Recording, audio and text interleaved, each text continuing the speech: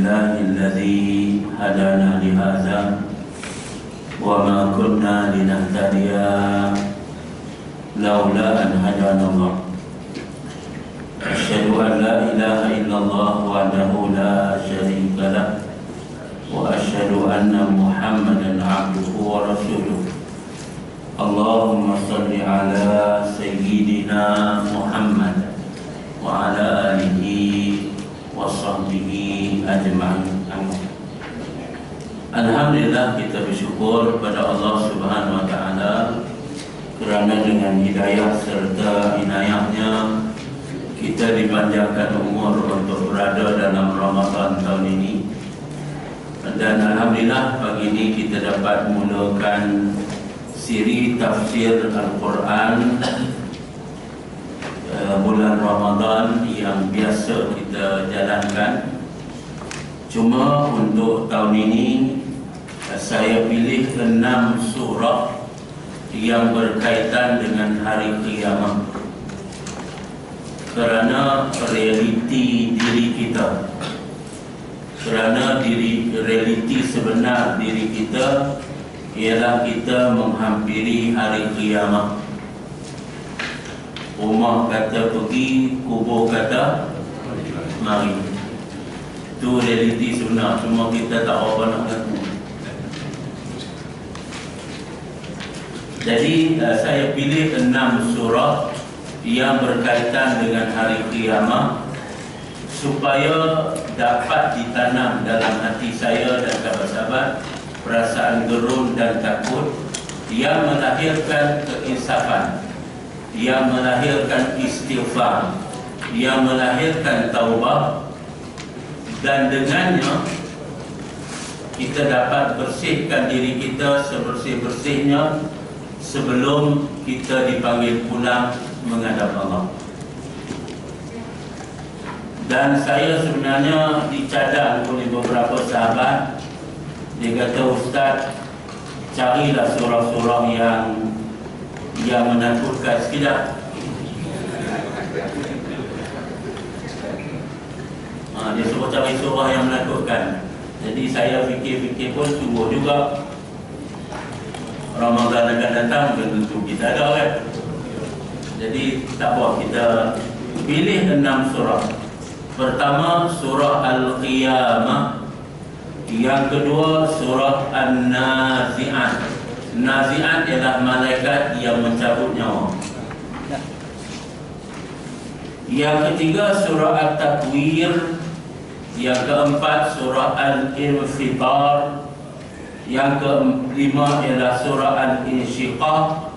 Dan yang keenam surah Al-Ghashiyah. Keenam surah ini berkait dengan hari kiamat. 8 hari yang kita ada, Sabtu Ahad, insyaAllah kita dapat selesaikan 6 surah ini. Baik, hari ini kita mulakan dengan surah Al-Qiyamah. Al-Qiyamah ialah salah satu daripada nama-nama bagi hari kiamat. Nama bagi hari kiamat ini banyak.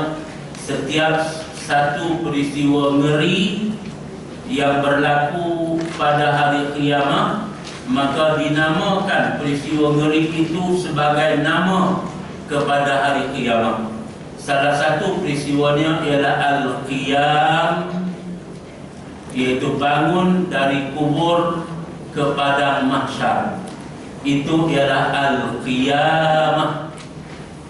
Macam kita dalam Ramadan ni lah, ya, kita bangun tengah malam tu dipanggil Qiyamul Lail.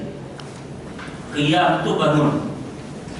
Cuma qiyamah ni bangun dari kubur setelah kita mati, reput dan hancur. Allah bangunkan kita balik dalam keadaan kita sempurna. Tetapi diingkari oleh orang-orang yang kufur kepada Allah Subhanahu wa taala. Baik, surah Qiyamah ini dia menyentuh tajuk kebangkitan semula dan pembalasan amalan. Bismillahirrahmanirrahim. La uqsimu biyaumil qiyamah. Ayat pertama, Allah bersumpah dengan hari kiamat adalah menjadi hak Allah Subhanahu wa taala untuk bersumpah dengan apa-apa makhluk daripada makhluk-makhluknya. Itu hak Allah. Cuma kita sebagai seorang hamba Allah, kita tidak boleh bersumpah melainkan dengan nama Allah sahaja. Wallahi tallahi yallahi. Bersumpah dengan lain daripada nama Allah adalah dilarang keras bagi kita. Adapun Allah, itu haknya. Allah boleh bersumpah dengan apa sahaja yang ada. Kita bertemu dalam Quran, wal laili, Allah bersumpah dengan malam. Allah bersumpah dengan wasyamsi, matahari. Allah bersumpah dengan wan najmi, bintang. Allah boleh bersumpah dengan apa sahaja yang Allah Subhanahu wa taala kehendaki, itu haknya. Cuma kita tidak ada hak melainkan bersumpah dengan nama Allah Subhanahu wa taala sahaja. Sahabat-sahabat yang dirahmati Allah, pada ayat ini Allah bersumpah dengan hari kiamat. Bila kita sebut yaumul qiyamah, bila kita sebut hari kiamat, dia adalah peristiwa-peristiwa yang berlaku selepas kematian. Itu namanya hari kiamat. Peristiwa yang berlaku selepas kematian, yang bermula dari sakaratul maut sehingga proses mengeluarkan nyawa dari jasad, alam barzakh, alamat kiamat, tiupan sangkakala, bangun dari kubur ke padang mahsyar, urusan di padang mahsyar, sirat, haud kausar, syurga, neraka, melihat Allah. Semua itu namanya biyaumil qiyamah. Allah bersumpah dengan hari kiamat. Dalam kaedah tafsir Quran, setiap benda yang Allah bersumpah dengannya, dia menunjukkan perkara itu terlalu penting kepada manusia. Wasyamsi wa duhaha, Allah bersumpah dengan matahari dan waktu duha. Waktu duha itu adalah waktu yang paling penting dalam hidup manusia. Bila Allah bersumpah dengan sesuatu, dia menarik perhatian kita bahawa benda itu besar, benda itu penting. Dan Allah bersumpah di sini dengan hari kiamat, kerana Allah nak sedarkan kita, kiamat itu pasti berlaku dan kamu wajib mengambil berat tentangnya, kerana kamu akan melalui proses ini. Sebab itu tafsir Quran yang kita pilih untuk tahun ini, dia nak mengajar kita perjalanan hidup kita akan datang, yang tak ada siapa-siapa yang ada pengalaman, yang ada bersama kita, yang kita boleh tanya. Tak ada. Yang ada pengalaman tak ada sini. Ada. Yang ada pengalaman ni ada kan? Ya. Yang ada pengalaman tak ada sini. Kita nak belajar benda yang kita akan tempuh, dan kita tak boleh tanya orang yang telah laluinya. Tak boleh. Sebab mereka lalu dan mereka tak berpatah balik. Sahabat sekalian, la uqsimu biyaumil qiyamah, Allah bersumpah dengan hari kiamat. Dan hari kiamat itu sesuatu yang amat penting kepada manusia. Sebab ini adalah laluan yang bakal dilalui oleh setiap manusia. Namun begitu, orang yang ingkar degil melawan Allah mengingkarinya. Hari kiamat ini diingkari oleh manusia-manusia yang kufur. Sebab itu Allah bersumpah dengannya. Kalau benda mudah orang percaya, tidak perlu disumpahkan. Kita beritahu pada umat, ya, lewat sikit nak tadarus, dia percaya, tak payah sumpah. Kalau dia tak percaya, apa nak buat? Wallahi saya bertadarus.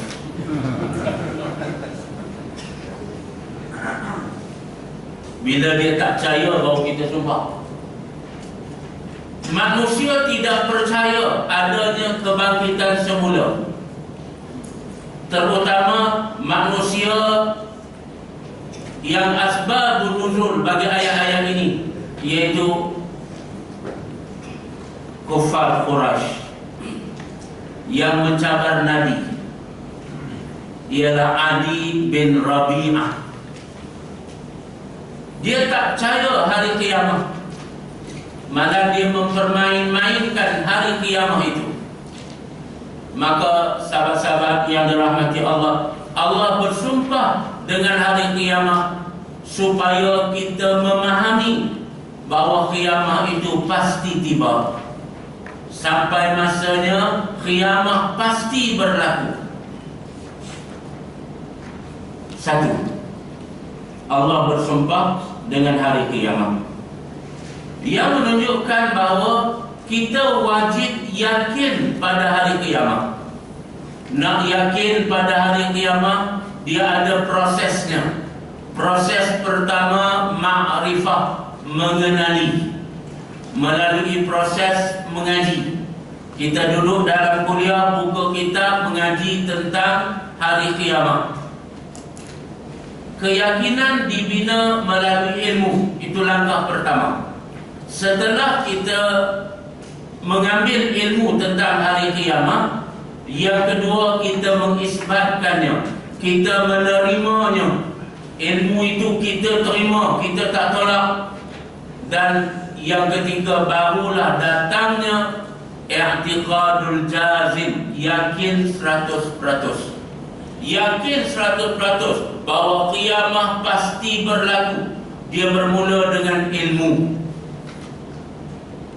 Dia bermula dengan ilmu. Kita kena mengaji sakaratul maut tu apa, ya, alam kubur tu apa. Kena ambil ilmu. Dari ilmu ni kita terima isbat, barulah lahir yakin 100%.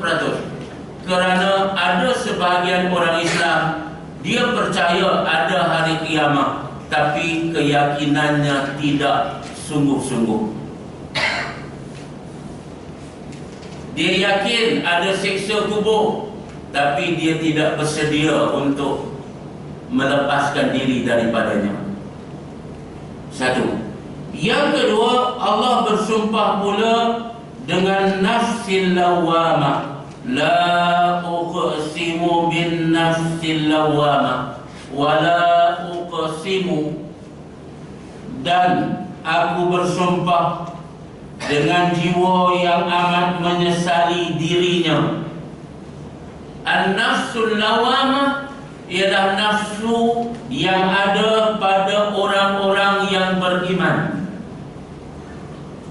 Lawamah ni maknanya mencela. Nafsu dibahagikan oleh para ulama kepada tiga. Yang pertama, an-nafsu, yang disebut sebagai ammarah. Inna nafsa la ammaratun bisu. Sesungguhnya nafsu ammarah, dia akan perintah tuan dia, dia akan ajak tuan dia akan suruh tuan dia melakukan kemungkaran, melanggar perintah Allah. Ini namanya nafsu ammarah. Ini nafsu orang jahat, orang yang tak mendapat hidayah dan petunjuk Allah. Satu. Yang kedua, kita ada an-nafsul lawamah. Lawamah ni maknanya dia mencela dirinya sendiri. Hari ini umur kita 70 tahun. Kita terkenang balik zaman muda kita. Lalu kita sedar zaman muda kita dulu kita banyak lara dan sia-sia dalam hidup. Maka nafsu lawamah ni mencela diri kita. Kamu silap, kamu silap. Dari situ datangnya penyesalan. Dari situ datangnya taubat. Dari situ datangnya kita betulkan diri kita pada baki umur yang sedikit yang ada. Ini nafsu orang beriman. Orang beriman bila dia tersilap maka akan datang penyesalan. Dia menyesal atas apa yang dia dah silap. Yang menyesalkan itu ialah nafsunya. Kerana nafsunya sudah naik ke pangkat lawamah. Dia akan mencela setiap perbuatan yang tuannya buat menyalahi perintah Allah dan Rasul. Dia akan cela tuan dia sehingga tuannya menangis, sehingga tuannya merasa bersalah, sehingga tuannya beristighfar, bertaubat pada Allah. Sebab itu sahabat, ada orang dia langgar perintah Allah, dia tak rasa apa-apa. Sebab apa? Sebab nafsunya ammarah. Nafsu dia suruh buat benda itu semua. Tapi orang yang beriman, nafsu yang ada pada dirinya adalah nafsu yang akan mencela dirinya kalau dia langgar perintah Allah. Maka sebelum dia langgar perintah Allah, dia berhati-hati. Kalau dia langgar, nanti menyesal tak habis.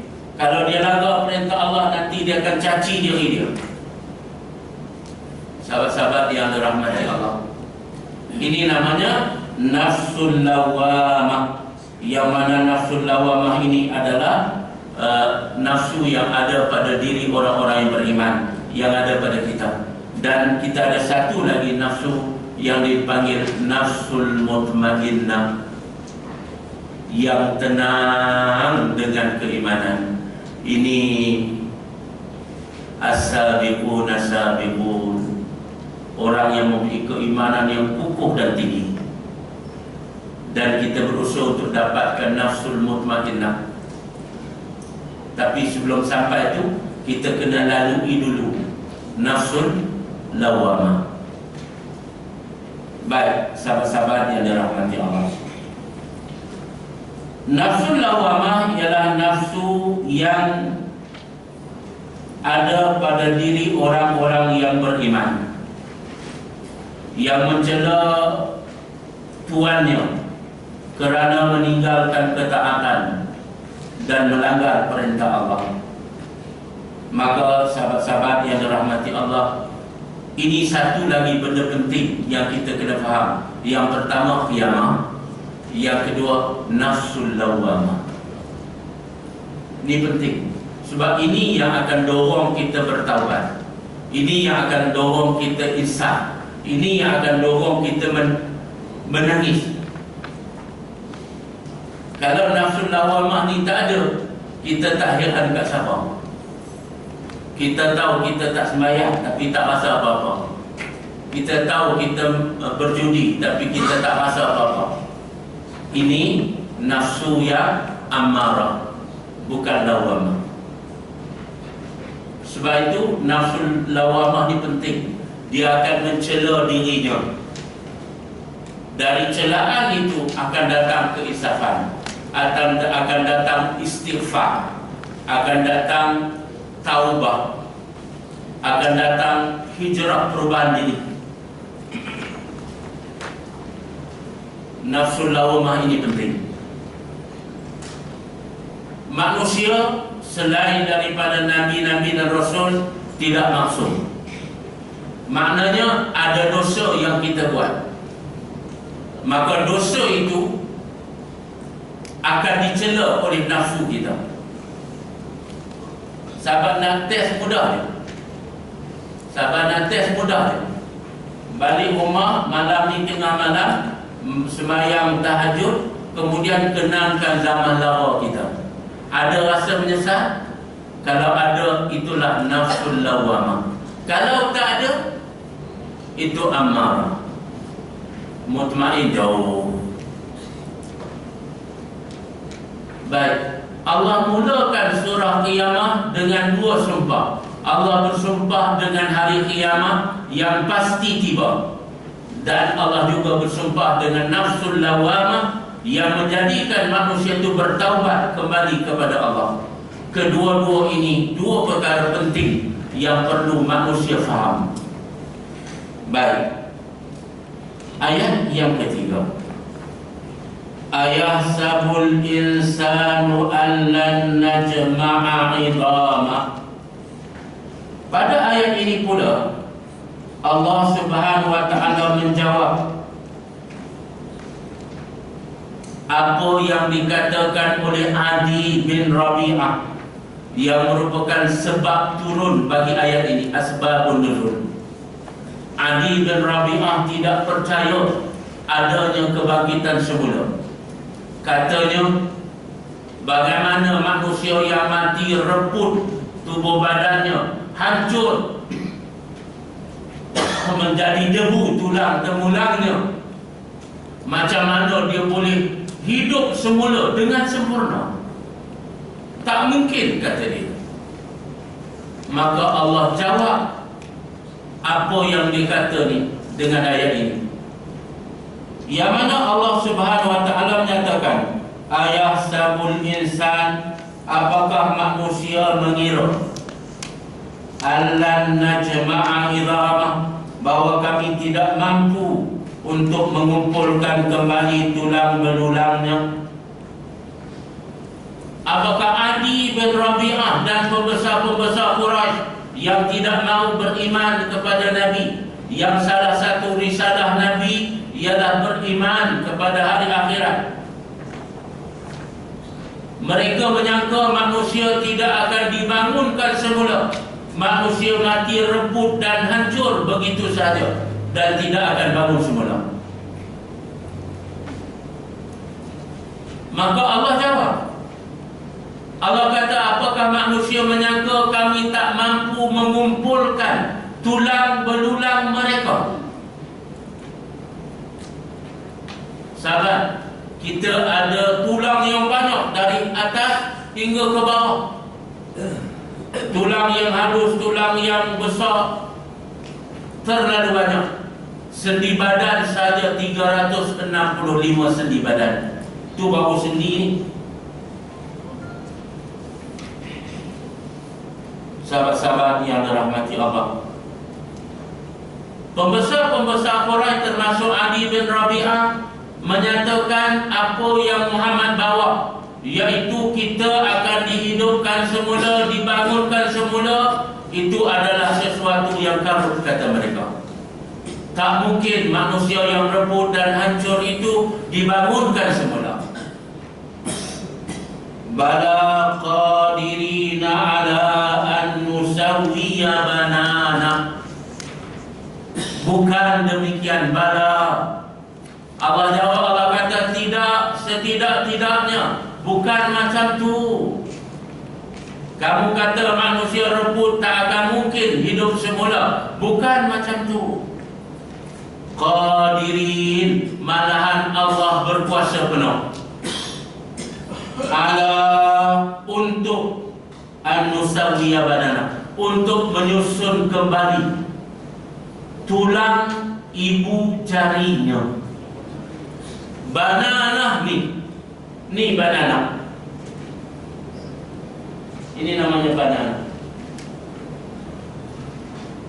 Ya, Allah tanya di sini, Allah jawab, Allah kata tidak, apa yang kamu dakwa tak boleh bangun lagi itu tidak. Malahan kami, kata Allah, qadirin, kami mampu dan berkuasa penuh untuk menyusun kembali tulang temulang urat ibu jari kamu. Sahabat, cuba teliti ibu jari kita. Mungkin kita pandang itu tak nampak apa-apa. Ayat ini lebih daripada 1400 tahun yang lalu. Sains moden baru bertemu dengan cop jari dalam lingkungan 500-600 tahun. Cop jari di Quran dah sebut 1400 tahun yang lalu. Banana ialah cop jari. Sahabat, seluruh manusia yang ada di alam ini, tidak ada seorang pun tulang temulang ibu jarinya ini serupa, tak ada. Tidak akan ada. Sama juga hari ini baru orang jumpa DNA. DNA ada ayat Qurannya. Sebab Quran ni mukjizat. Cuma kalau kita baca tak jumpa apa satu. Kena tafsir baru jumpa. Kena tafsir baru jumpa. Ni ibu jari, banana. Dunia hari ni semua pakai cap ibu jari untuk kenal identiti manusia. Kan kat pengenalan kita pakai dua tu. Sebab pergi bank dia pakai ini juga.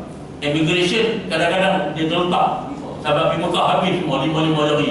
Letak semua. Ibu jari kita ni dia ada susunan tulang halus. Tulang halus membentuk lingkaran. Daripada lingkaran paling halus dileka dan bentuk lingkaran ini tidak serupa antara seorang manusia dengan manusia yang lain. Cuma kita bukan pakar bidang tu, kita tengok tak tahu apa-apa. Saya di Mesir dulu sempat lihat satu filem dokumentari mengenai ibu jari. Bagaimana pihak FBI membuat siasatan terhadap cop jari, maka ditunjuk dia punya lingkaran itu dan perbezaan antara satu lingkaran dengan lingkaran yang lain tidak serupa antara seorang manusia dengan seorang manusia. Allah kata kami boleh susun tulang ibu jari kamu ni, kami boleh susun sehingga cop jari dia serupa balik macam yang di dunia dulu. Takkan kami tak boleh susun balik tulang kaki, tulang pinggang, tulang punggung, tulang dada, tulang yang paling halus pada badan manusia ni. Cuma kita tak perasan dia tulang. Sebab dia tulang yang paling halus yang membentuk lingkaran cop jari. Ya, sahabat-sahabat yang dirahmati Allah, sahabat kena balik rumah, celup jari dekat apa? Dekat dawat, lekatkan di letak. Cuba perhati tengok dia punya lingkaran tu. Kita tak pernah perhati pun. Tak pernah perhati pun. Ya, waktu buat kat pengenalan cop gitu, lepas tu tak pernah perhati pun.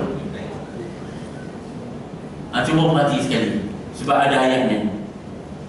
Allah kata bala, tidak apa yang kamu dakwaan bahawa manusia tak akan bangun semula kerana tulang belulangnya sudah reput. Macam mana nak dikumpulkan semula tulang belulang itu? Malah Allah jawab, malah qadirin, kami berkuasa penuh untuk menyusun balik tulang temulang yang paling halus, iaitu tulang temulang ibu jari kamu. Banana. Hari ini perkataan banana tu sebut banyak kali sikit. Lepas ni bila Ustaz mari ceramah, dia sebut banana, faham. Jangan banana. Baik. Kalau Allah berkuasa mengumpulkan balik tulang ibu jari, sudah tentu tulang yang lebih besar daripada itu terlalu mudah untuk dikumpulkan.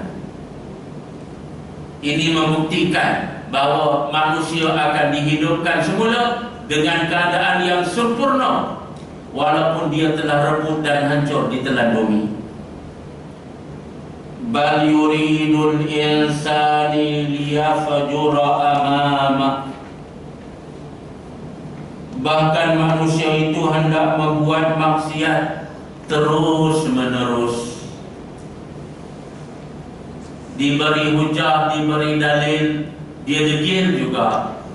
Dia seronok dengan maksiatnya. Maka dalam ayat ini Allah kata bal yuridul insan, malahan manusia yang ingkar, degil, kufur, melanggar perintah Allah ni, dia suka hidup dengan maksiat. Sebab itu Allah bagi umur dia panjang pun dia akan terus melakukan maksiat. Ditambah umur kut-kut dia nak berubah, tak berubah juga. Akhir sekali mati dengan maksiat. Ya, ini manusia yang tidak beriman pada hari akhirat. Beriman kepada hari akhirat melahirkan amal saleh. Orang yang yakin dia akan mati besok lusa. Orang yang yakin dia akan menghadapi sakaratul maut. Sakaratul maut pula begini. Orang yang yakin dia akan menempuh alam barzah. Di alam barzah peristiwanya begini. Orang yang percaya pada hari kiamat, dia tidak akan melakukan maksiat. Tapi pembesar orang ini dia tak percaya pada hari kiamat. Sebab itu dia hidup bergelumang dengan dosa sehingga dia mati dalam dosa. Yas'alu ayyana yaumul qiyamah. Lalu mereka bertanya dengan cara mengolok-olok, mempermain, mempersendakan Nabi. Mereka tanya Nabi tentang hari kiamat, bila berlakunya hari kiamat. Dia bukan tanya untuk ambil ilmu, tapi dia tanya untuk main-main. Dia tanya untuk persenda, perolok. Sebab itu kita orang beriman, budaya mempermain, mempersenda, memperolok, ini bukan budaya kita. Budaya orang yang kufur pada Allah ialah mempermain, mempersenda, memperolok. Kita orang beriman, apa saja yang datang dari Allah dan Rasul, kita terima bulat-bulat. Sami'na wa ata'na. Tutup mulut, jangan buka. Tak ada soalan apa-apa yang kita nak tanya. Sebab hati kita yakin ianya datang dari Allah dan Rasul. Yang buka mulut mempersoalkan itu ini, yang buka mulut mempertikaikan itu ini, yang sahabat, ini adalah orang yang tak yakin pada Allah. Bila dia tak yakin pada Allah, dia akan mempermain-mainkan apa yang datang dari Allah. Adi bin Rabi'ah dan pembesar Quraisy yang lain bertanya pada Nabi Muhammad, kiamat tu bila berlaku? Dia bukan tanya nak ambil ilmu, tapi dia tanya untuk mempermain-mainkan Nabi, untuk persendakan Nabi, untuk olok-olokkan Nabi.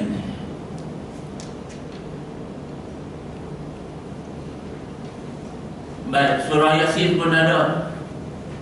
Allah rakam benda yang sama. Mereka bertanya, mata hadzal wa'd, bila janji kiamat tu Muhammad, kalau kamu tu benar. Dia bukan tanya nak ambil ilmu, tapi dia tanya dengan niat untuk mempermain, mempersenda, memperolok, kerana dia tidak yakin pada hari kiamat itu. Baik, Allah jawab. Allah jawab. Ya, bila mereka tanya bila kiamat, Allah jawab. Cuba lihat. Fa idza bariqal basar. Bila kiamat? Bila mata kamu terbeliak. Itu jawapannya. Bila kiamat? Bila mata kamu terbeliak. Bila mata manusia terbeliak? Dua keadaan. Pertama, dia nampak malaikat maut menuju kepada dia. Waktu itu dia akan terbeliak biji mata. Namanya mati, kiamat kecil. Dan satu lagi ialah dia akan terbeliak biji mata bila matahari terbit dari barat dan tiupan sangkakala berbunyi. Mereka tanya dalam bentuk mempermain, mempersenda. Allah jawab balik dalam bentuk amaran. Kamu nak tahu bila kiamat? Kiamat ialah apabila biji mata kamu terbeliak.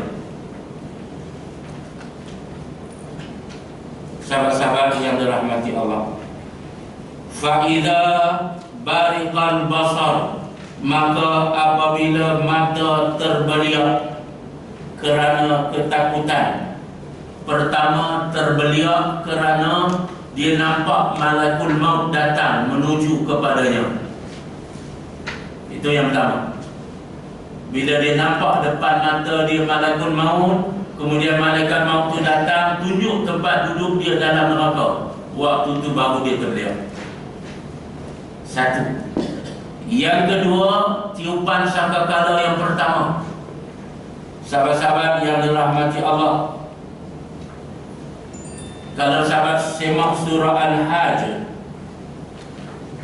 Allah sebut, yauma tarawunaha tazhalu kullu murdi'atin amma arda'at wa tada'u kullu zati hamlin hamlaha wa taran nasa sukara wa ma hum bisukara walakinna azaballahi syadid. Surah Al-Hajj ayat 2 ni Allah menegaskan, yauma tarawunaha, pada hari kamu melihat hari kiamat itu berlaku, tazhalu, kamu akan terkejut besar, terbeliak biji mata kamu, sehingga ibu yang sedang menyusukan anak, bila berlaku kiamat, anak tu tanpa dia sedar hilang daripadanya. Kan ibu bila susu anak, dia kendong anak tu, dia jaga anak tu. Tapi bila kiamat berlaku, apa yang jadi? Ibu yang menyusukan anak tidak sedar anaknya ke mana pergi. Kerana dahsyatnya peristiwa. Kemudian Allah sambung lagi, wa tada'u kulla dhati hamlin hamlaha. Bila berlaku kiamat itu, ibu yang syarat mengandung, dia melahirkan anak tanpa dia sedar. Dia tengah jalan, bila kiamat mula berlaku, anak dalam kandungan dia ni keluar, lahir, dia tidak sedar kelahiran anaknya sendiri. Sahabat, melahirkan anak sesuatu yang amat menyakitkan, sehingga Islam tawarkan syahid, pahala syahid bagi orang yang meninggal dunia melahirkan anak. Ya, sahabat-sahabat yang dirahmati Allah, bagaimana seorang ibu yang syarat mengandung, tiba-tiba anaknya lahir, dia tidak sedar anaknya sudah lahir. Mengapa? Yang ada di hadapannya kiamat itu lebih dahsyat dan lebih teruk, lebih menakutkan, sehingga benda paling sakit pun dia tak merasai sakitnya, kerana terkejut akan peristiwa yang sedang berlaku. Apa tidaknya bukit Pukau diterbangkan ke udara. Sahabat-sahabat yang dirahmati Allah, itu hari kiamat. Dan realitinya inilah dia. Walaupun Allah jawab pada orang itu dalam bentuk amanat, tapi realiti sebenarnya inilah dia. Hari kiamat dia akan berlaku dalam keadaan kita tidak sedar, itulah hari kiamat. Sama juga dengan kiamat kecil, mati. Mati juga hari kiamat. Orang yang meninggal dunia, dia tidak tahu dia akan meninggal dunia. Ya, saat dia mengangkat kaki, dia tak sedar kata dia nak mati. Tiba-tiba bila di hadapannya ada malakul maut, dia nampak jelas malakul maut itu menuju kepada dia. Saat itu barulah dia terbeliak biji mata. Rupanya inilah hari aku mati. Sahabat-sahabat yang dirahmati Allah, kita ada sahabat yang keluar pagi subuh, dia menuju ke tempat bertugas, sampai tengah jalan aksiden, dan bila dicek balik kenderaan yang dia pandu, tidak ada kesan brake, sikit pun tak ada. Dia rempuh lori itu dengan tidak ada kesan brake walaupun sedikit. Dengan kelajuan yang ada itu dia rempuh, dan didapati dia tidak berdarah. Faham apa maknanya? Maknanya dia meninggal dunia sebelum kemalangan. Tengah memandu meninggal. Apa nak heran? Allah tunjuk dalam sebulan dua ni, Allah tunjuk ramai orang yang tengah sujud meninggal, tengah berdiri. Saya tengok 2 hari lepas, tengah berdiri sembahyang tarawih, ya, tengah berdiri, boom, jatuh meninggal. Yang sebelum tu kat Kedah tu tengah baca doa, tadi kan awal, ya, boom, jatuh meninggal. Sahabat-sahabat yang dirahmati Allah, Bila kiamat? Kiamat akan berlaku bila biji mata kamu terbeliak. Kerana dahsyatnya peristiwa itu. Wa qasafal qamar, ayat yang ke-8. Dan di antara tanda kiamat lagi bila kiamat akan berlaku apabila bulan hilang cahayanya. Apabila bulan hilang cahayanya. Bulan ada naik macam biasa, tapi cahaya tak ada. Mengapa? Sebab matahari sudah berpatah balik. Matahari keluar dari timur ke barat. Bila matahari itu keluar, dia pancarkan cahaya ke bulan, maka orang sebelah sana dapat melihat bulan yang bercahaya. Tetapi bila matahari itu berpatah balik dari barat ke timur, bulan ada di langit tapi cahayanya tiada, sebab matahari sudah berpatah balik. Itulah kiamat. Ayat ni kalau sahabat faham betul, dia mengisyaratkan kepada terbitnya matahari dari arah barat. Bila Allah kata wa khasafal qamar, bila bulan tanpa cahaya. Sebab kita tahu bulan adalah dia'a. Dia'a, dia tidak mengeluarkan cahaya. Dia ambil cahaya orang lain, dipantulkan kepadanya. Daripada matahari, cahaya itu dipantulkan pada bulan dan bulan sinarkan dia. Bila matahari sudah berpatah balik, bulan masih ada di situ, maka dia tidak memantulkan cahaya kepada bulan. Dia menunjukkan kiamat sudah bermula, iaitu apabila matahari terbit dari barat. Wa jumi'a asy-syamsu wal qamar, dan di antara tandanya lagi yang ketiga, apabila matahari dan bulan dikumpulkan. Ini pula memberi isyarat bahawa alam angkasa raya yang kita ada ni dimusnahkan oleh Allah Subhanahu wa taala. Alam dunia yang kita ada ni Allah akan musnahkan terus. Maka matahari akan bertembung dengan bintang-bintang, planet-planet yang ada. Bintang-bintang akan bertembung di antara satu sama lain. Maka hancurlah alam dunia ini. Bila Allah kata wa jumi'a asy-syamsu wal qamar, apabila matahari kami kumpulkan bersama bulan, dia menandakan bahawa alam cakrawala yang ada di atas ini sudah mula dihancurkan oleh Allah.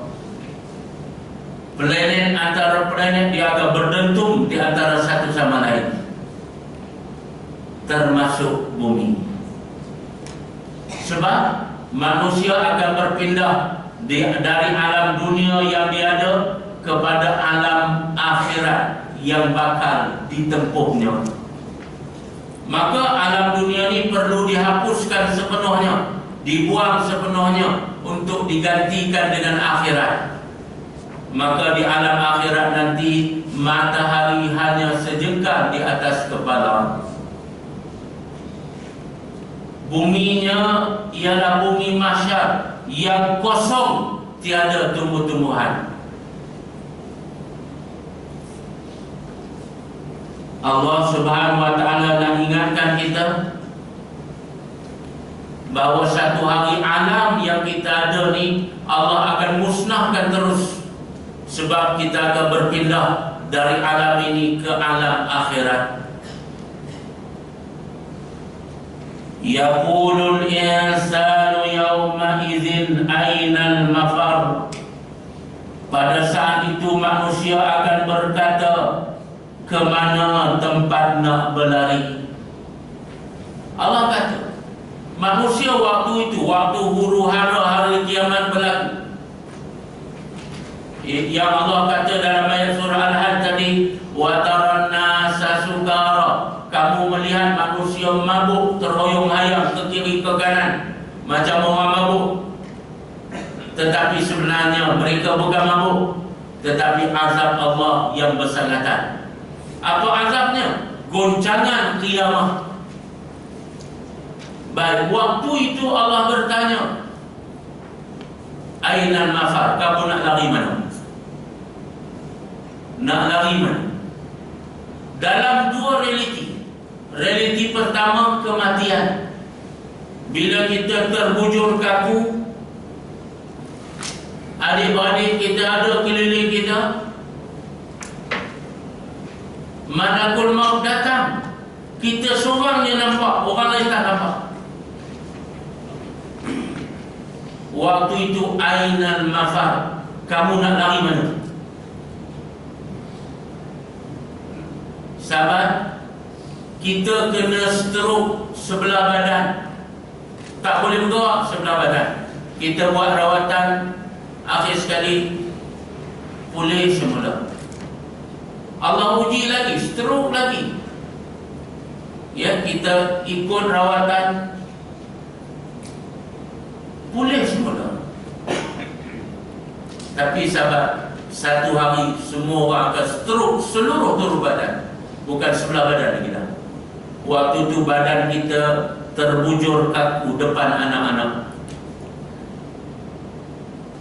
Ya, waktu itu telinga kita masih mendengar, mata kita masih melihat, tapi nyawa kita dah turun naik. Anggota badan tak mampu bergerak. Kadang-kadang air mata mengalir, tapi badan tak boleh bergerak. Walaupun jari nampak bergerak sedikit, tetapi tak boleh bergerak seperti hari ini. Allah sebut dalam ayat lain, wa antum hina idzin tanzurun. Kamu pada saat yang macam tu, kamu hanya tunggu apa yang akan jadi pada kamu akan tunggu. Waktu itu malaikat maut datang. Sahabat-sahabat yang dirahmati Allah, Allah tanya, waktu itu yaqulul insan, pada hari itu manusia akan berkata, ainal mafar, aku nak lari mana? Nak lari mana?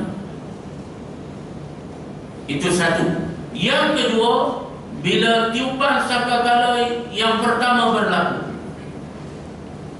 seluruh alam ini akan dimusnahkan. Kita nak lari mana?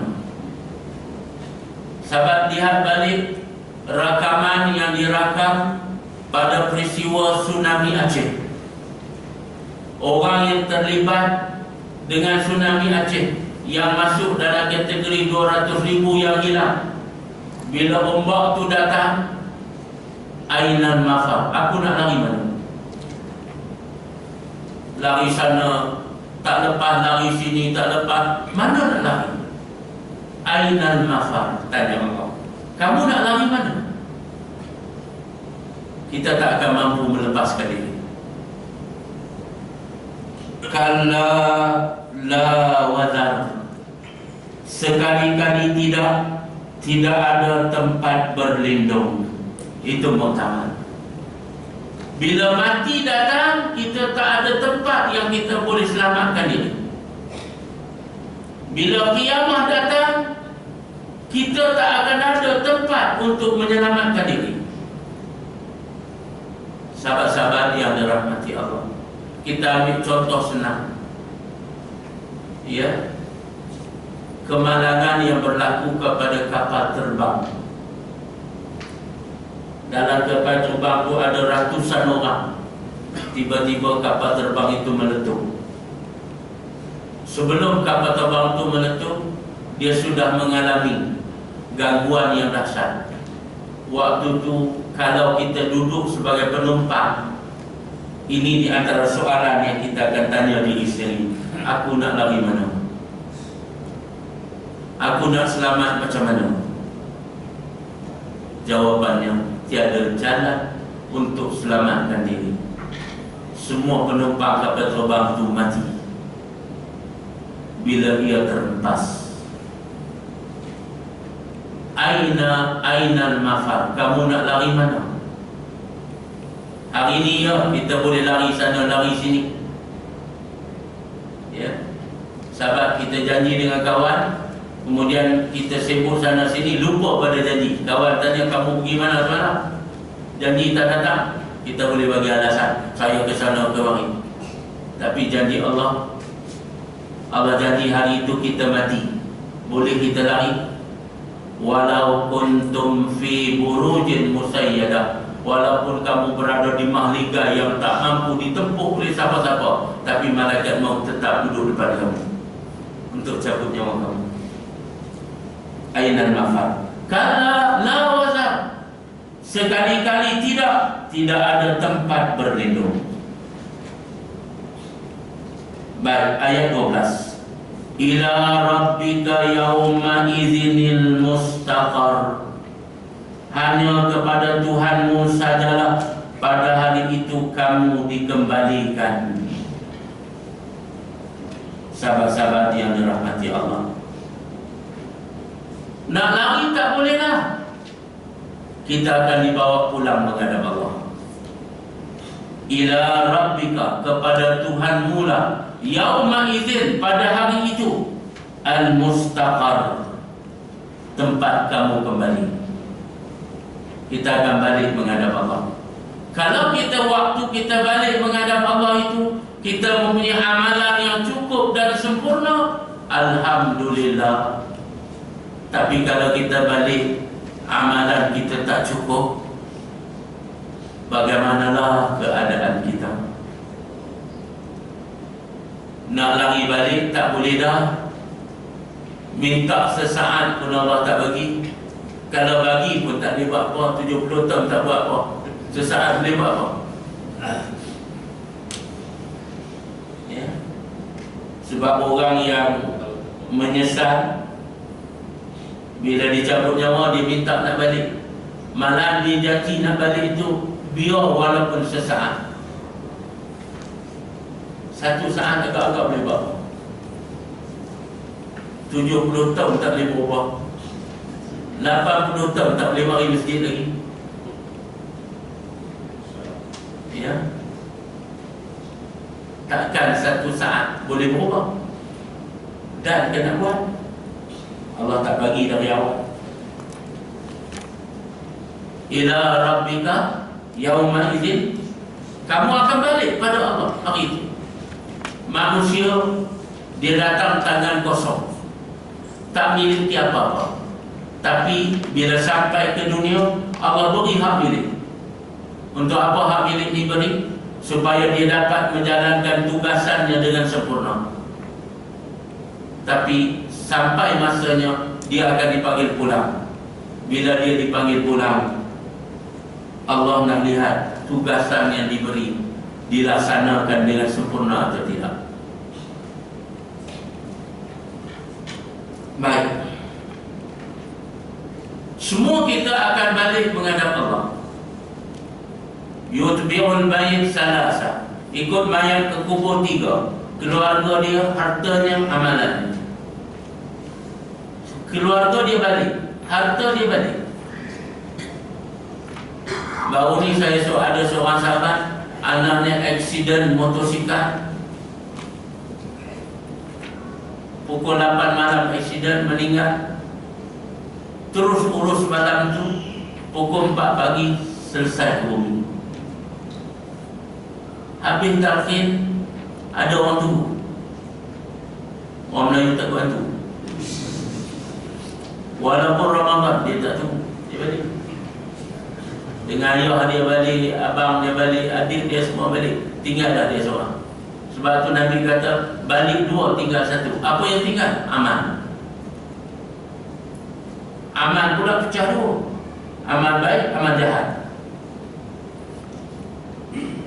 Yang ada pada kita waktu tu apa dia? Kalau amal baik ada, amal jahat pun ada, kacau juga. Sahabat sekalian, kita akan balik menghadap Allah membawa amalan. Amalan itu akan dipersembahkan di hadapan Allah.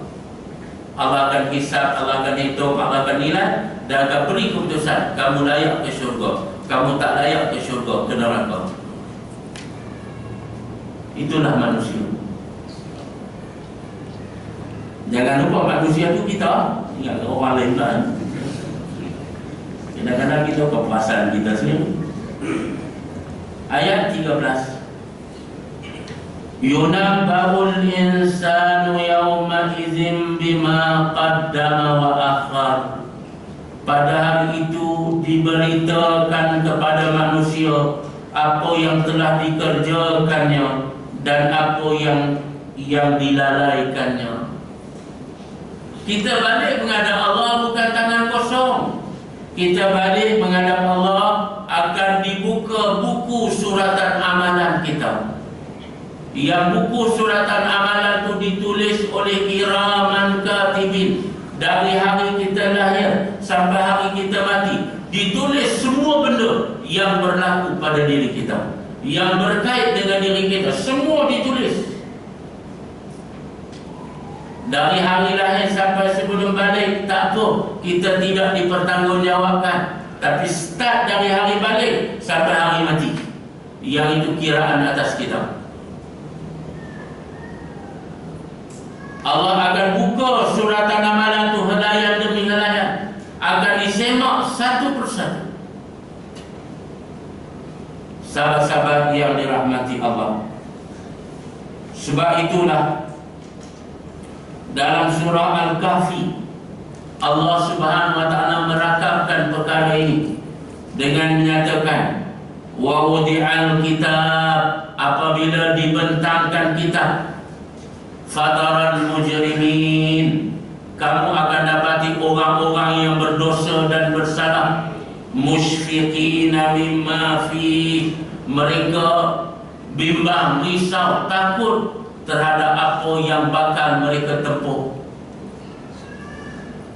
Wa yaqulun, sambil mereka berkata, ya wailatana ma li hadzal kitab, sambil mereka mencela dengan berkata, celakanya kami, kitab jenis apa ni?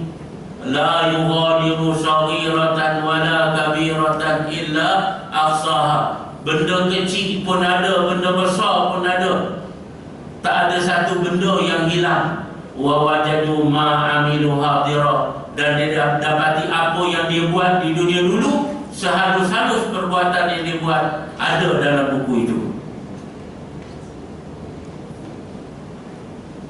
Sahabat, orang yang beriman bertakwa pada Allah, dalam buku suratan amalan itu penuh dengan kebajikan pada Allah. Walaupun zaman silamnya yang lalu dia taubatkan sepenuhnya, maka itu dipadam. Yang ada hanyalah kehidupan bagi umurnya yang dia bertaubat kembali pada Allah, maka dia tidak disoal banyak. Dibuka halayan muka surat, ditengok, lalu ada satu dua kesilapan, dilepaskan, muka surat dua, dalam banyak-banyak perkara kebajikan dia buat tu, celah-celah itu ada satu kelalaian menyebabkan dia melanggar perintah Allah, dilepas pandangkan dia. Begitulah seterusnya, dihisap secara mudah dan terus dia dipersila ke syurga.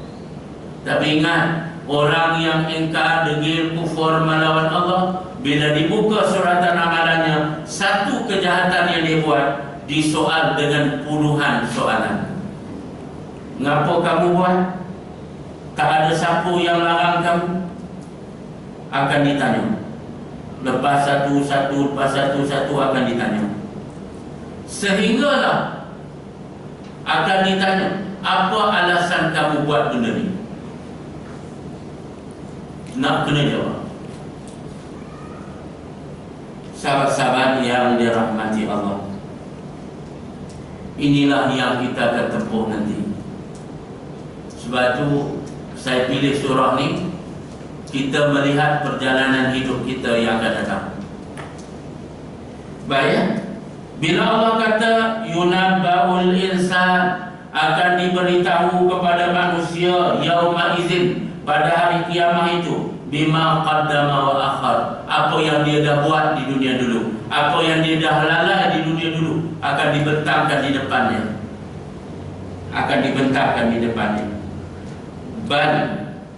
Balil insanu ala nafsihi basirah. Ayat 14. Lalu Allah menegaskan, bahkan manusia itu menjadi saksi atas dirinya sendiri. Nak elak macam mana? ada 12 anggota badan manusia menjadi saksi terhadap diri manusia. 12 badan, termasuk kulit, termasuk bulu, termasuk rambut. Ya, sahabat boleh balik rumah, semak kitab iman, bahagian ujung sekali dia ada catat saksi manusia di hari kiamat kelak, ada 12 saksi. Kalau itu, semua yang kita buat tidak akan terlepas daripada hisaban Allah Subhanahu wa taala. Semua ada saksi. Balil insan, malahan manusia itu akan disaksikan oleh dirinya sendiri. Tangan akan jadi saksi. Sahabat baca surah Yasin, al-yawma nakhtimu ala afwahihim wa tukallimuna aydihim wa tashhadu arjuluhum bima kanu yaksibun. Cuba tengok ayat. Allah kata hari ini, itu hari kiamat, kami kunci mulut dia. Kalau tak kunci cakap banyak, bagi alasan macam-macam. Kami kunci mulut dia dan kami tuturkan tangan dia. Tangan akan bercakap dan kakinya akan jadi saksi di mahkamah Allah, di padang mahsyar. Diri manusia akan disaksikan oleh anggota badannya sendiri. Sahabat-sahabat yang dirahmati Allah, nak lepas diri macam mana?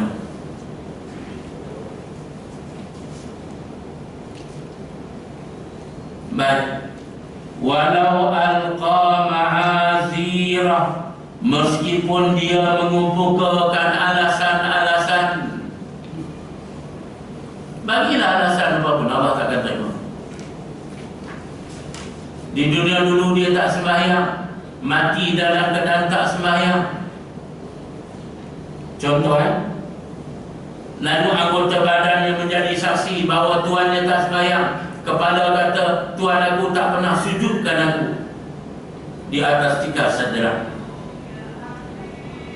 Ya, yang jadi saksi itu anggota badan kita. Jadi sahabat sihat, apa alasan tak boleh? Nak boleh alasan saya sibuk, tugas saya berat, pangkat saya besar. Walau alqa ma'azirah, Allah kata apa alasan kamu beri tak akan diterima, kamu tetap dihukum kerana meninggalkan sembahyang. Kan kita di dunia sibuk, apa alasan kita nak bagi? Sebarang alasan ditolak. Allah wajibkan kita puasa Ramadan, tiba-tiba orang tu tak puasa Ramadan, balik pada Allah Subhanahu wa taala, anggota badan yang menjadi saksi dia tak puasa. Mulut kata, ya, aku yang telah lahir itu. Tangan kata, aku yang angkat gelas tu. Mata kata, aku yang tengok gelas tu masuk. Anggota badan sendiri. Kalau saksi itu orang lain, mungkin kita kata saksi itu tak betul. Tapi diri sendiri. Waktu tu bagilah alasan apapun. Saya bukan tak nak puasa, nak puasa, tapi apa alasan pun, walau alqa ma'azirah, apapun alasan yang kamu beri, kamu tetap dihukum kerana kamu tidak berpuasa. Begitu juga benda lain, menutup aurat. Allah wajibkan kita menutup aurat, tiba-tiba kita tak tutup aurat, balik pada Allah Subhanahu wa taala. Anggota badan kita menjadi saksi. Rambut kata, aku tak pernah ditutup di hadapan ajnabi. Maka saat itu dia beri alasan, saya bukan tak nak pakai tudung, nak pakai tapi muda lagi, nak berfashion sekejap kata dia. Allah kata apa? Walau alqa ma'azirah, kamu campaklah 1001 alasan pun, alasan kamu tidak diterima, kamu tetap dihukum atas kesalahan kamu mendedahkan aurat. Sama. Sebab itu ayat-ayat macam ni kalau dibaca dalam tarawih negeri Arab terutamanya, satu dewan masjid itu menangis. Ni ayat walau alqa ma'azirah ni Pak Imam akan ulang 2 kali, 3 kali. Bila dia ulang tu semua menangis, sebab dia faham. Kita tak pun nak faham. Ni sekarang 10, 11, faham kan? 11, 17. Ya, sekali habis lagi dalam 11.45 keluar masjid lagi. Faham tadi hilang. Malam tarawih Pak Imam baca ayat ni, ya, balil insana ala nafsi basira walau alqa ma'azira. Senyum dia. Yang hang mengaji tu dah sepak batu dekat jalan tu kenapa? Sebab tu mengaji ni dia kena ulang baru dia dekat. Kalau tidak, sebab tu sahabat mengaji hari ni, sahabat balik rumah kena buka balik, mutalaah balik, ulang kaji balik, baru dia akan lekat dalam minda. Baik, ayat 16 kita sampai ayat 21 saja. Sekali. La tuharrik bihi lisanaka lita'jala bih. Cerita tadi dah habis. Sekarang kita masuk bab Quran. Sebab Quran adalah pembimbing manusia kepada akhirat. Allah menyatakan la tuharrik, janganlah kamu gerakkan lidahmu untuk membaca Al-Quran kerana hendak cepat-cepat menguasainya. Jibril AS datang dan Jibril baca ayat Quran pada Nabi, suruh Nabi dengar dengan teliti. Tapi yang berlaku, bila Jibril baca, Nabi juga mumit mulut dia. Dia pun baca juga, tapi tak bunyi suara. Maka Allah tegur Nabi, la tuharrik lisanak, Muhammad, jangan gerakkan lidah kamu. Waktu Jibril baca ayat Quran pada kamu jangan gerakkan bibir mulut kamu. Tak ada telinga saja. Walaupun kamu gerak tu dengan tujuan supaya mudah hafal, mudah ingat. Allah tegur Nabi. Sahabat-sahabat yang dirahmati Allah, Allah tegur Nabi supaya Nabi bila Jibril baca ayat Quran, tak ada telinga elok, dengar elok-elok. Dengar elok. Jangan dia baca, kamu pun baca juga. Tak boleh macam tu. Waktu dia baca, kamu tak ada telinga, dengar elok apa yang dia baca, kemudian habis dia baca, baru kamu baca. Itu cara mengaji. Tok guru baca, kita dengar dia punya dengung macam mana, dia punya makhraj huruf macam mana. Sekejap lagi kita akan baca macam tok guru tu baca. Tapi kalau tok guru baca, kita tumpang baca sama, sampai bila tak betul tajwid kita. Ya. Maka Allah Subhanahu wa taala tegur Nabi, yang juga membawa makna tegur kita semua. Bila Quran dibaca, sila tadah telinga, dengar bacaan itu elok-elok. Ansitu, diam, dengar elok-elok. Kemudian Allah menyatakan ayat 17, inna alaina jam'ahu wa qur'ana, sesungguhnya atas tanggungjawab kamilah mengumpulkannya di dadamu dan membuatmu pandai membaca. Lalu Allah Subhanahu wa taala tenangkan Nabi SAW dengan menyatakan bahawa Allah akan meletakkan Quran di dalam dada Nabi. Yang Nabi Jibril baca, Nabi memamui mulut tu sebab dia nak bagi ingat. Dia takut nanti terlupa. Maka Allah beri jaminan, inna alaina jam'ah, Kamilah yang akan kumpulkan Quran dalam dada engkau, wahai Muhammad. Kamu tak payah nak kelam ribut. Kami yang akan simpan Quran dalam dada kamu. Sebab itu Nabi hafal Quran otomatik begitu saja. Wa Qur'anah, dan membuatkan kamu pandai membaca. Kami yang akan jadikan kamu pandai membaca. Cuba ingat sedikit, Nabi sebelum dilantik menjadi Rasul, dia adalah seorang ummi. Ummi bahasa Melayu buta huruf, tak pandai menulis, tak pandai membaca. Ummi maknanya an-nabiyul ummi, maknanya tak pandai baca, tak pandai menulis. Bila dilantik menjadi Nabi, Nabi tak pandai baca, tak pandai menulis. Bila Jibril datang baca Quran, Nabi nak baca macam mana? Maka Allah beri jaminan, wa Qur'ana, kami yang akan pandaikan kamu membaca. Dan Nabi kita pandai membaca bila dilantik menjadi Rasul. Ini kelebihan Nabi. Baik, ayat 17 ni mengajar kita kewajipan kita yang pertama terhadap Quran ialah membacanya.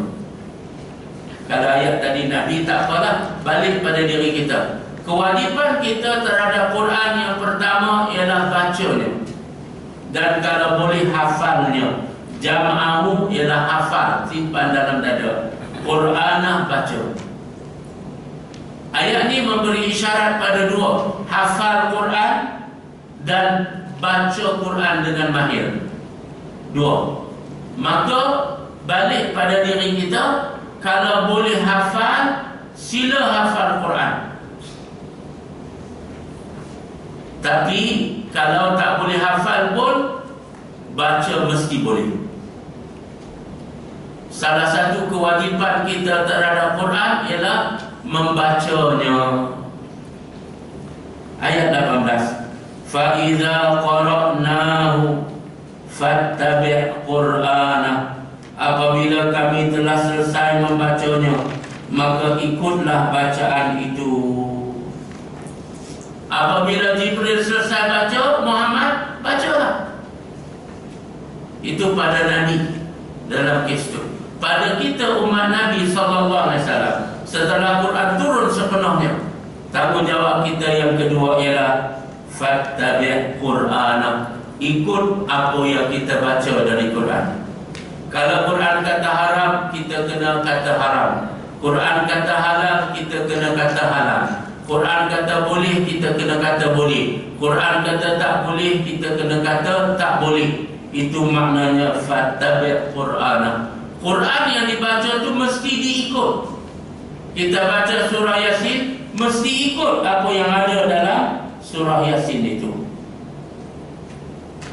Sahabat-sahabat yang dirahmati Allah, Summa inna alaina bayana. Kemudian sesungguhnya atas tanggungjawab kamilah memberi penjelasan.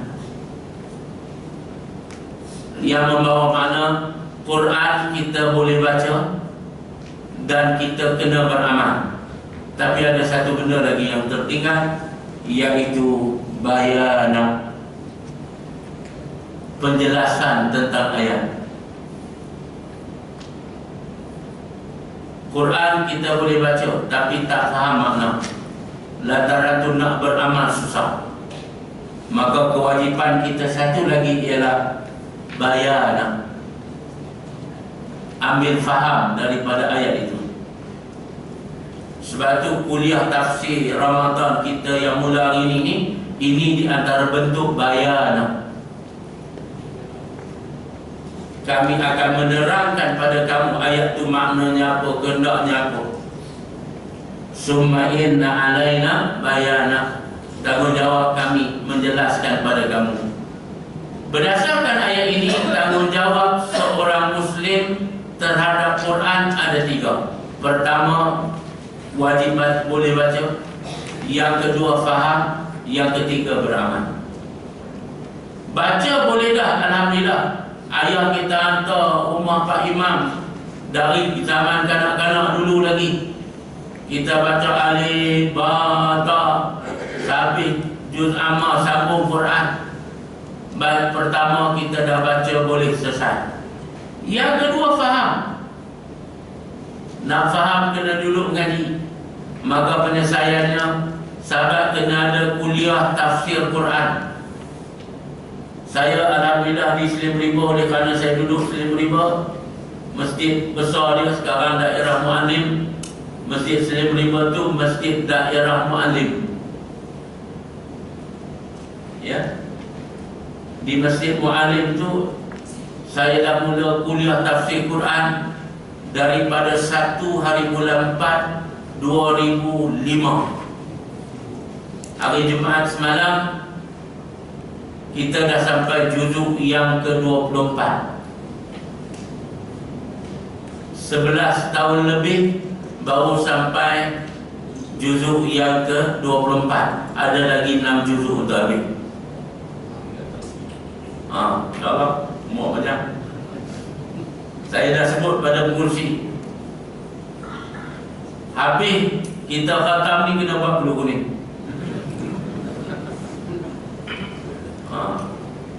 Kan orang Melayu dulu-dulu bila nak tutup apa-apa bulu kuning, nak mati ubat pun banyak hantar garam apa semua tu, bulu kuning kena ada. Ya, sahabat, nak habis 30 juzuk tu, itu seminggu 2 kali. Seminggu 2 kali, sebulan ada lebih kurang 8 kali. Ada minggu, ada bulan yang lebih jadi 10 hari. Sebulan 8 kali kuliah tafsir, selama 11 tahun baru boleh dapat 24 juzuk. Ada lagi 6. Sahabat kata 3 tahun lagi. Ya, jadi berapa? 14 atau 15 tahun baru habis 30 juzuk. Itu baru habis tafsir. Yang habis, betul-betul habis, yang ikut tafsir itu sampai habis, saya seorang. Yang lain ada hari dia mari, ada hari dia tak mari. Itu saya sebut pada sahabat, saya yang khatam semua. 2 hari saya tak mari, tak ada kuliah. Hari saya mari, orang ada kuliah. Sahabat ada hari dia tak mari, saya kuliah juga. Dia terlepas 5 ayat, 6 ayat.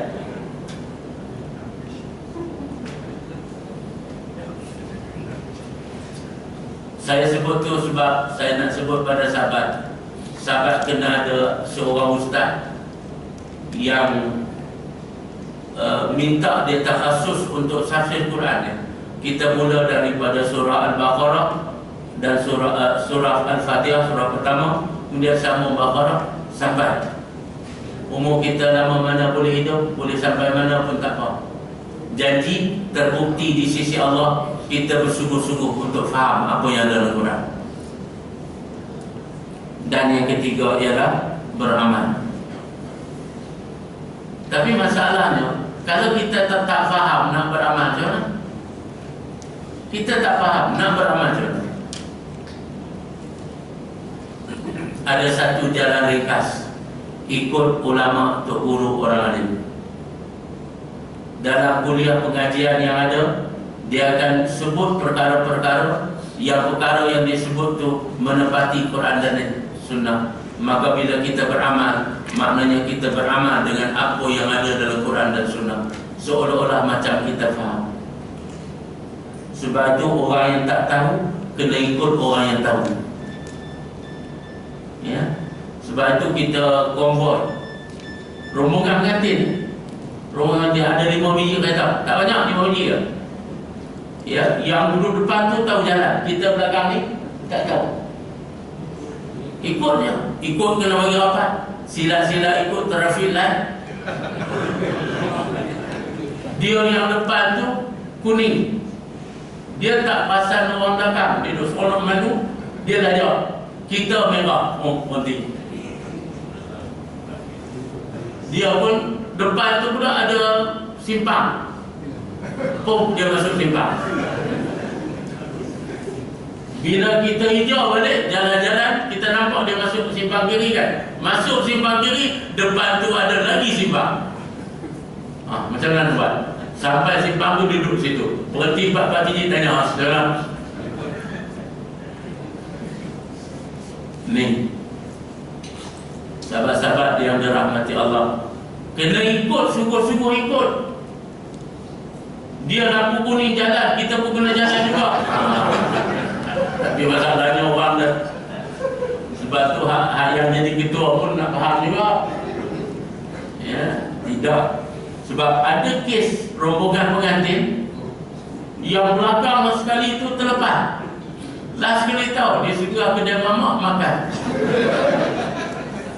Lepas tu start kereta balik. Bila sampai di kampung, orang yang rombongan pengantin sampai lah. Bila mereka sampai balik, dia keluar cekak pinggang.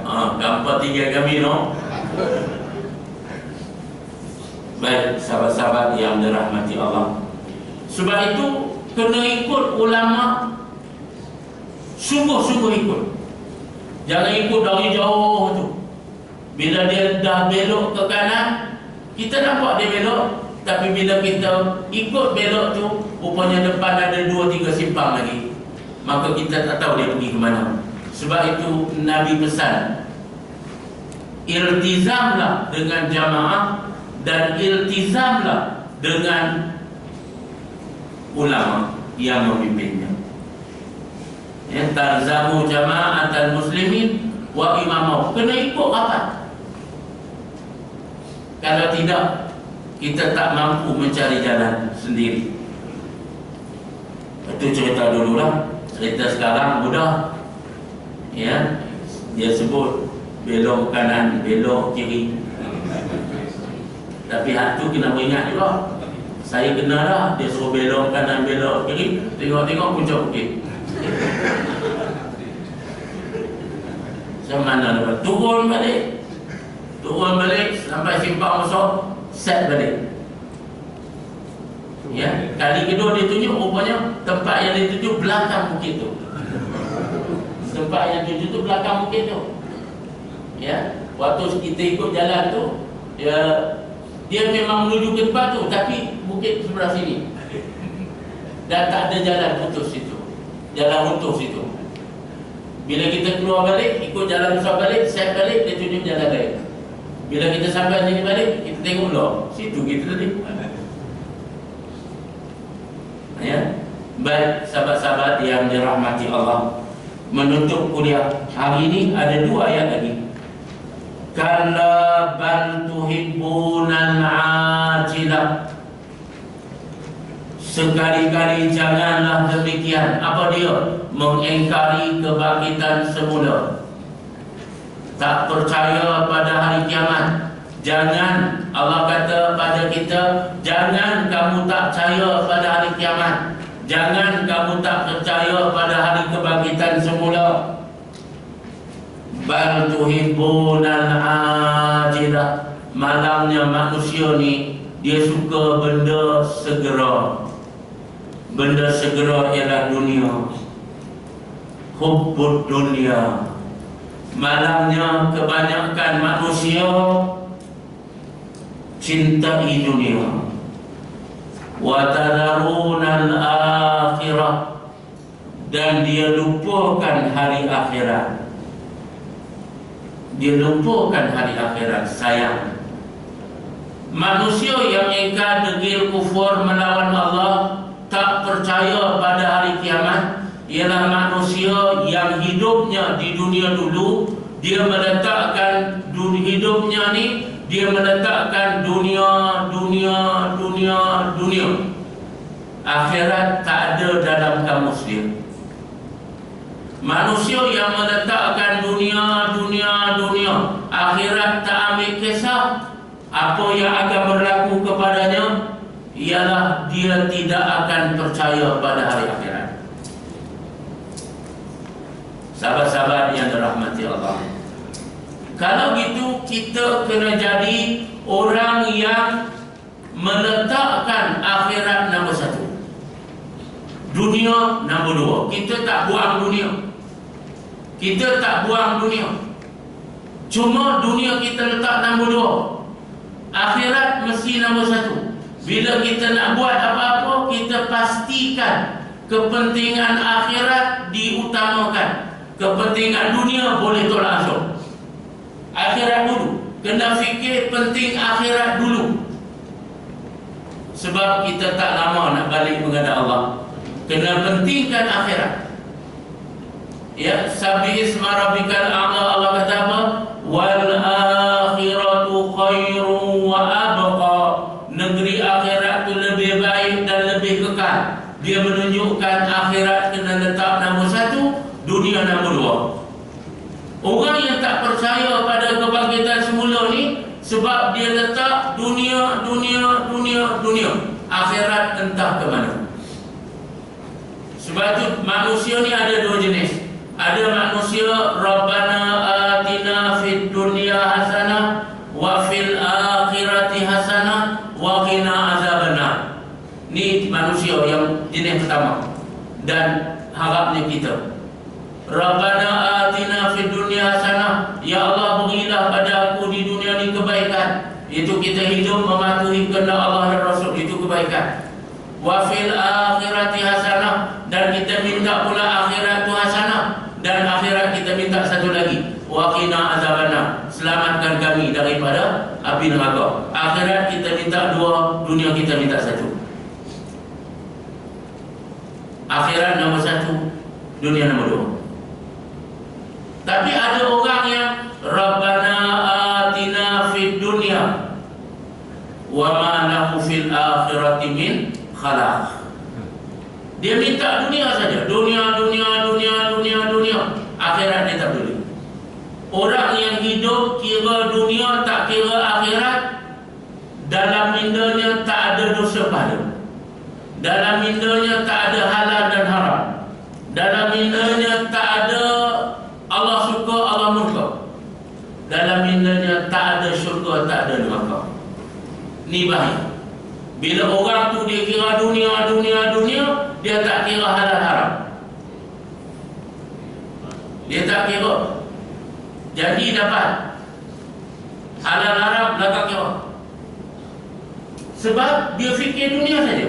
Tapi orang yang meletakkan akhirat nombor 1, dunia nombor 2, dia akan fikir ini haram, ini halal. Yang halal ambil, yang haram tolak tepi. Ini dosa, ini pahala. Yang pahala ambil, yang dosa tolak. Ini syurga, ini neraka. Yang syurga ambil, yang neraka tolak. Ya, ini Allah redha, ini Allah murka. Yang Allah murka tolak, ambil yang Allah redha. Beza sangat. Sebab itu sahabat-sahabat yang dirahmati Allah, 2 ayat terakhir yang kita semak ini, Allah mengingatkan kita bahawa kita wajib meletakkan akhirat nombor 1, dunia nombor 2. Kita tak buang dunia. Allah kata, فَإِذَا قُضِيَتِ الصَّلَاةُ مِنْ يَوْمِ الْجُمْعَةِ فَاسْعَوْا إِلَى فَانْتَشِرُوا فِي الْأَرْضِ. Idza qudiyatis salat fantashiru fil ardh. Apabila kamu habis sembahyang Jumaat, bertebaranlah kamu di atas muka bumi cari rezeki. Sembahyang Jumaat, akhirat. Bila bagi salam dia, sehingga ada ulama kata, bila bagi salam assalamualaikum, dah boleh bangun. Urusan dunia kita boleh terbelah. Kita tak buang dunia, kita letak dunia selepas akhirat. Maknanya dunia nombor 2. Carilah rezeki. Tapi waktu cari rezeki itu, jangan lupa akhirat. Kita tengah kono buat kerja, masuk waktu zuhur, kita kena balik menghadap Allah. Sambung kerja balik, masuk asar, kena balik menghadap Allah balik. Kemudian lepas tu kita berehat, jogging apa semua, maghrib masuk, kena balik menghadap Allah balik. Isya pula balik menghadap Allah balik. Tidur nyenyak, kena bangun, balik menghadap Allah balik. Kalau manusia itu dia hidup 5 hari sekali, dia kembali pada Allah, insya-Allah dia akan bahagia dunia dan akhirat.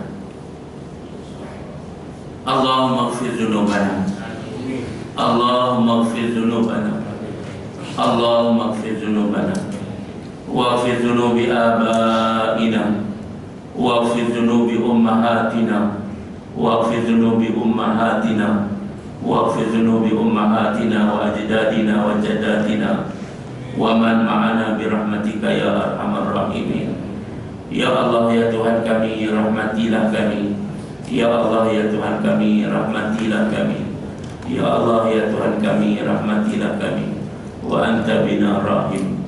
Allahumma ja'al jam'ana hadza jam'an marhuma wa tafarruqana min ba'dihi tafarruqan ma'suma wa la taj'al fina wa la ma'ana syaqiyan aw mahruma aw matruda ya rabbal alamin. Ya Allah ya Tuhan kami, jadikan kami di kalangan hamba-hamba-Mu yang saleh. Ya Allah ya Tuhan kami, jadikan kami di kalangan hamba-hamba-Mu yang saleh. Ya Allah ya Tuhan kami, jadikanlah kami di kalangan hamba-hamba-Mu yang saleh.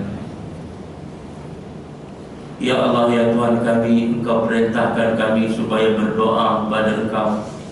Sekarang kami sedang berdoa kepada Engkau ya Allah. Perkenankanlah permintaan kami, perkenankanlah permintaan kami, perkenanlah permintaan kami ya Rabbal Alamin. Rabbana hab lana min azwajina wa dzurriyyatina qurrata a'yun waj'alna lil muttaqina imama. Rabbana atina fid dunya hasanah wa fil akhirati hasanah wa qina azabannar. Wa sallallahu ala sayyidina Muhammad wa ala alihi wa sahbihi ajma'in. Wa akhir da'wana alhamdulillahi rabbil alamin. Taqabbalallahu minkum. Kalau ada sahabat-sahabat yang berwakaf untuk pondok saya di Slim River, boleh datang ke depan ni, ada sedikit wakaf. Dan perkembangan terkini yang saya boleh sebut, seluruh tanah 3 ekar yang kita beli dulu dah ditambun hampir 2000 lori, dah sempurna. Dan kita dah bina 2 pondok. Satu pondok tu ada 4 pondok dalamnya, maknanya dah ada 8 pondok. Lepas Ramadan ni kita akan bina surau.